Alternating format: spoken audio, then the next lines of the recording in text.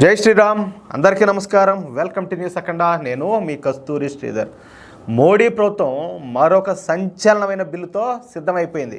నిజంగా న్యూస్ మాత్రం చాలా బాగుండదు. దయచేసి ఎవరు కూడా మిస్ అవ్వద్దు. మొన్న జరిగినటువంటి పార్లమెంట్ ఎన్నికలకు ముందు నరేంద్ర మోడీ గారు వచ్చేసి 1000 సంవత్సరాలకు సరిపడా, ఎన్నేళ్ళలో 1000 సంవత్సరాలకు సరిపడా దేశంలో మార్పులు చేర్పులు చేస్తామని, అంతేకాకుండా దేశంలో అనేక సంస్కరణలు ప్రవేశపెడతామని చెప్పేసి నరేంద్ర మోడీ అనేక సార్లు చెప్పిన సంగతి తెలిసిందే. నేను ఈ సందర్భంగా ఇంకొక మాట గుర్తు చేయదలుచుకున్నా. భారతీయ జనతా పార్టీ 400 స్థానాలు టార్గెట్ పెట్టుకునింది.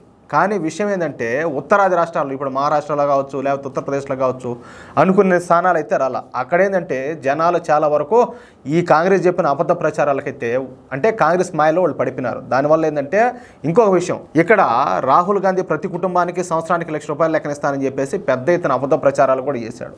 అంటే ఏదైనా కావచ్చు, ఉత్తరాది రాష్ట్రాల్లో అయితే చాలా వరకు భారతీయ జనతా పార్టీకు సీట్లు అయితే తగ్గినాయి. కానీ ఈ విషయంలో తెలుగు వాళ్ళు మాత్రం బేషుగ్గా ఓట్లేశారు. అంటే తెలంగాణలో కావచ్చు, లేకపోతే ఆంధ్రప్రదేశ్లో కావచ్చు, అంటే ఇక్కడ తెలంగాణలో బీజేపీకి కావచ్చు, ఆంధ్రప్రదేశ్లో ఎన్డీఏ కూటమికి కావచ్చు, చాలా అద్భుతంగా తెలుగు వాళ్ళు అయితే ప్రతి ఒక్కరు కూడా ఆదరించారు. దానివల్ల ఏంటంటే గతంలో ఎన్నడూ లేని విధంగా మన తెలుగు రాష్ట్రాల్లో మంచి సీట్లు అయితే వచ్చినాయి.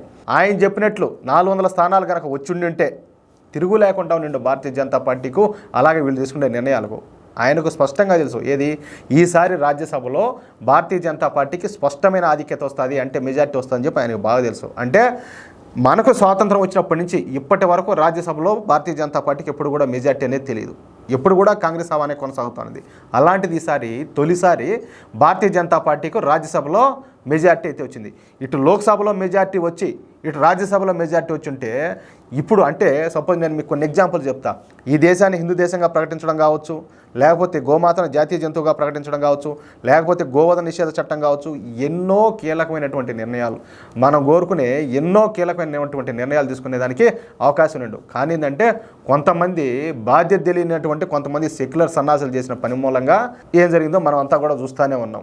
ఈ క్రమంలో మొన్నటి పార్లమెంట్ ఎన్నికల్లో ఈ వక్ఫ్ బోర్డ్ అమెండ్మెంట్ యాక్ట్ బిల్లును కూడా ప్రవేశపెట్టారు. ఈ వక్ఫ్ బోర్డు కోరలు బీకేసి 50 మార్పులు చేర్పులతో ఒక కొత్త బిల్లును కూడా ప్రవేశపెట్టారు. అయితే ప్రతిపక్షాలకు కూడా విలువ ఇవ్వాలి కాబట్టి ప్రతిపక్షాల అభ్యర్థన మేరకు ఈ బిల్ జాయింట్ పార్లమెంట్ కమిటీ ముందు ప్రవేశపెట్టారు. అర్థమవుతుందా? ఇప్పుడు వక్ఫ్ బోర్డు విషయంలో కూడా వాళ్ళు ఏమి ఏకపక్ష నిర్ణయం తీసుకోవాలా, దాన్ని కూడా ఓ పద్ధతి ప్రకారమే చేశారు.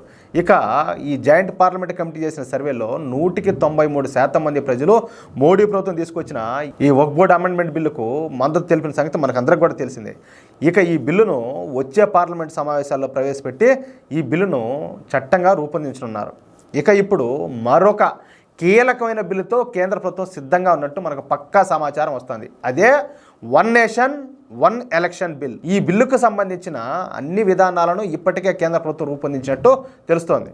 నిజానికి 2014లో నరేంద్ర మోడీ గారు ప్రధానమంత్రిగా ప్రమాణ స్వీకారం చేసిన దగ్గర నుంచి ఈ వన్ నేషన్ వన్ ఎలక్షన్ బిల్లును ప్రవేశపెట్టడానికి ప్రయత్నం చేస్తూనే ఉన్నారు.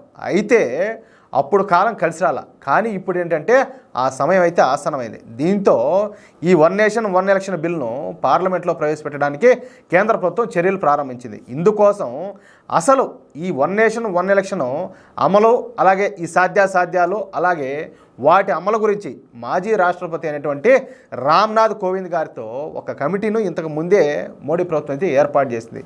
ఇప్పుడు ఆ కమిటీ తుది నివేదికనైతే ప్రస్తుత భారత రాష్ట్రపతి ఎవరు ద్రౌపది ముర్ము గారికి అయితే సమర్పించారు. అంటే ఈ one nation one election bill ప్రకారం ఇకపై దేశంలో పార్లమెంట్ ఎన్నికలతో పాటు దేశంలోని అన్ని రాష్ట్రాల అసెంబ్లీ ఎన్నికలు ఒకేసారి జరగనున్నాయి. వీటినే జమిలీ ఎన్నికలు అంటారు. ఈ మధ్యకాలంలో మీరు ప్రింట్ మీడియాలో కావచ్చు, ఎలక్ట్రానిక్ మీడియాలో కావచ్చు, సోషల్ మీడియాలో కావచ్చు, ఈ జమిలీ ఎన్నికలు అనే మాట అయితే మీరు చాలాసార్లు చూసి ఉంటారు, వినుంటారు. 2029 నుంచి మన దేశంలో ఈ జమిలీ ఎన్నికలను నిర్వహించనున్నారు. అందుకోసం ఏంటంటే ఇప్పటి నుండే కేంద్ర ప్రభుత్వం దానికి సంబంధించిన కార్యాచరణ అయితే సిద్ధం చేస్తుంది.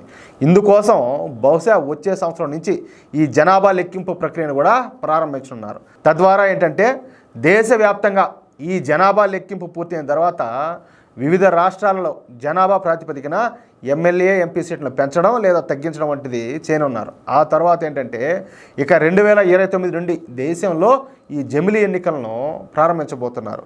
ఇక ఈ వన్ నేషన్ వన్ ఎలక్షన్ బిల్లుకు సంబంధించిన పూర్తి కసరత్తు పూర్తి అవడంతో ఈ బిల్లును వచ్చే పార్లమెంట్ సమావేశాల్లో కానీ లేకపోతే వచ్చే సంవత్సరం మొదట్లో కానీ ఈ బిల్లును అయితే పార్లమెంట్లో ప్రవేశపెట్టనున్నారు. అది ఆ విషయమా అంటే ఇకపై రాబోయే రోజుల్లో ఖచ్చితంగా మనం చూస్తాం దేశవ్యాప్తంగా అంటే అసెంబ్లీ ఎన్నికలు కావచ్చు లేకపోతే పార్లమెంట్ ఎన్నికలు కావచ్చు ఒకేసారి జరుగుతాయి. అది విషయం అయితే ఈ వీడియోపై మీ యొక్క అమూల్యమైన అభిప్రాయాలను దయచేసి ప్రతి ఒక్కరు కూడా ఖచ్చితంగా కామెంట్ రూపంలో తెలియజేయాలని చెప్పి కోరుతూ, అలాగే ఈ వీడియో నచ్చితే దయచేసి లైక్ చేయండి, 10 మందికి షేర్ చేయండి.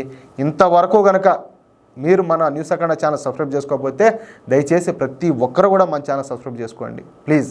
జై శ్రీరామ్.